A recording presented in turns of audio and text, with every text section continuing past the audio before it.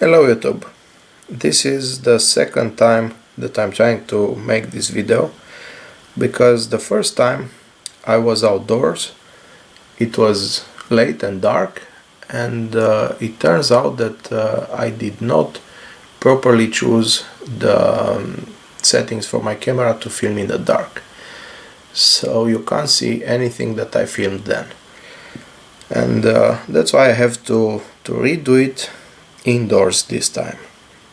Isn't it ironic? The video on light sources. Yeah. Well, however, let's move on. Why do I need a light source when I'm outdoors? Well, it's kind of obvious that I don't need a light source if the sun is up. So during daytime, I'm perfectly fine without any light source. However, there are a lot of activities that I will do after the sunset, especially during winter time when the sun sets early. Sometimes I have to keep on moving after the sunset because I haven't yet reached the place that I want to camp in. Sometimes I have to set up the camp in the dark. Sometimes you need to get out to reach your car or I don't know, the main road in the dark. More than this, around the camp you need to do a lot of small things that will require, well, a small amount of light, but still will require light.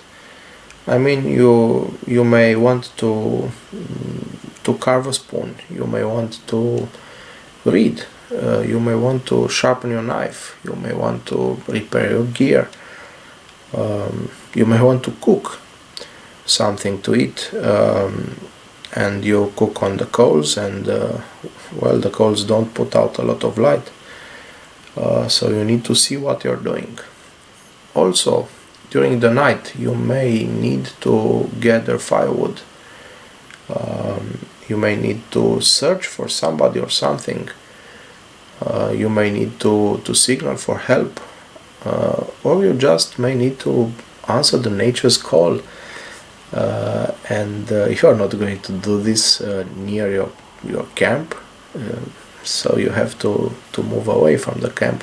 So yeah, you definitely need a light source. Now, for the activities that you are going to do around the camp, the small ones, you can go by with a candle. Of course, you can improvise a candle, you don't need to carry a proper one. You can use a wick, or you can improvise even the wick, and in conjunction with matches and oil or animal fat or wax or pine pitch, you can improvise a candle. This will put out enough light to do whatever you need around the camp. However, you can get the most out of this type of candles. By the way, I always have one of these with me in my fire kit.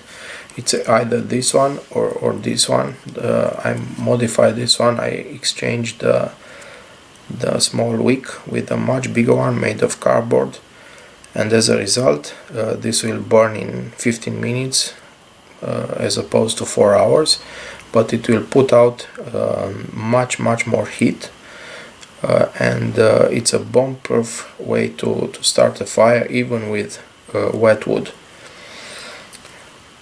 Okay, back to to the light source video. I was saying that you can get most of the candle if you use a lantern for it. Something like this. It's small, it's lightweight, and it's very useful because the flame will not flicker, and an unexpected gush of wind will not put it out. So a small candle will cover your light needs around the camp. However, if you need to navigate or to set up the camp or to collect firewood or to search for somebody or to signal for help, this is not enough. You need a flashlight. A small simple flashlight is better than nothing, but it's not enough. So you need to use something that has more options, like this one.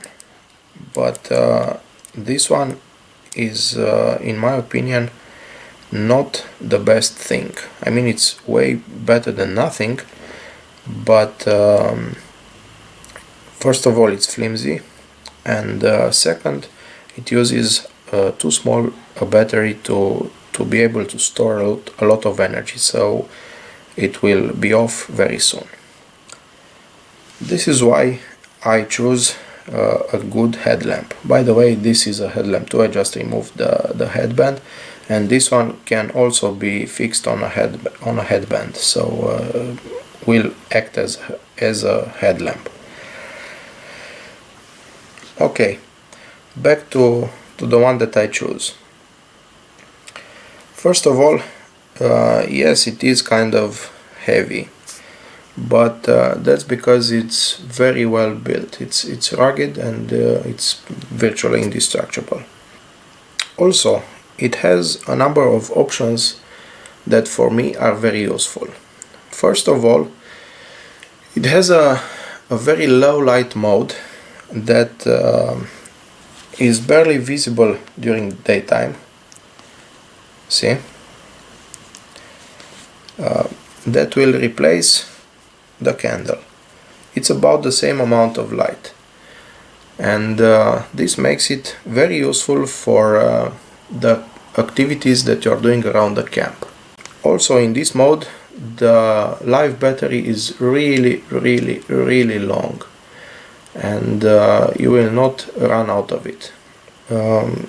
It also has other three modes, low, medium and high, and also one very high light output that will flood the surroundings with a lot of light and will enable you to see on a fairly long distance, which is great if you need to navigate or to search for somebody or something, or stuff like this. Also, there is a strobe mode that will enable you to signal if you need help, for example. So in my opinion, the fact that it's kind of bulky and kind of heavy, well, relatively speaking, is not a problem, because you get out of it more. So this is my choice. Yes, I will continue to carry a candle, for sure a modified one, or pine pitch in my fire kit. But for light around the camp and during the time that I need it, this is my choice. Obviously, you need to make up your own choice. Don't take anything for granted. If I say it works, well, it works for me, it might not work for you. So you need to establish what are your needs and gear up accordingly. Well, that's about it for today. I hope you like it. Bye bye.